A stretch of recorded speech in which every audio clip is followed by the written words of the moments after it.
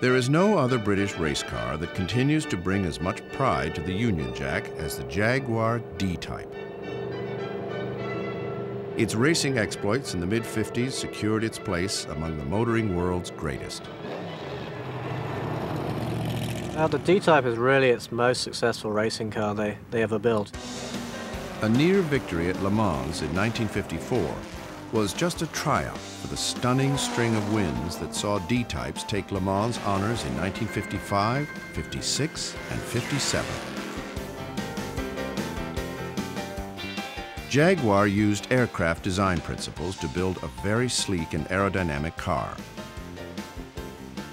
The slippery shape helped to boost the car's speed. And at Le Mans, they would approach speeds of around 170 miles an hour, which is a pretty incredible pace to do for 24 hours. It was a grudge match against the formidable Ferraris. Jaguar was determined to outclass the competition in every way. At this time also they had disc brakes. Ferrari was still running on drum brakes at this time. They had a world-class beating car. The D-Type's sleek, classic lines inspired the famed XKE. But not many D-Types were made. They've become quite valuable.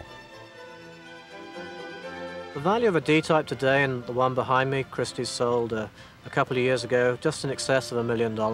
Although it was like the staple race car for Jaguar, they only produced, in fact, probably around 60, 65 models. Today, there are only a few left, and they sometimes turn up in the most unlikely places.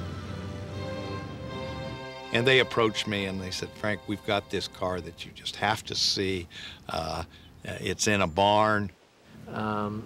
Was laid up in this Connecticut barn for years and years. And one night, apparently, some thieves tried to steal it. And they were literally caught pushing this car down the road.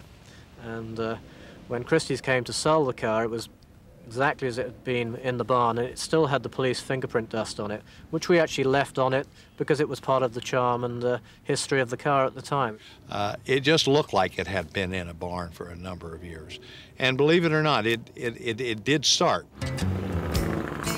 After moving a squirrel's nest and a family of mice, the car was on its way to a new home, where it has delighted the owner ever since.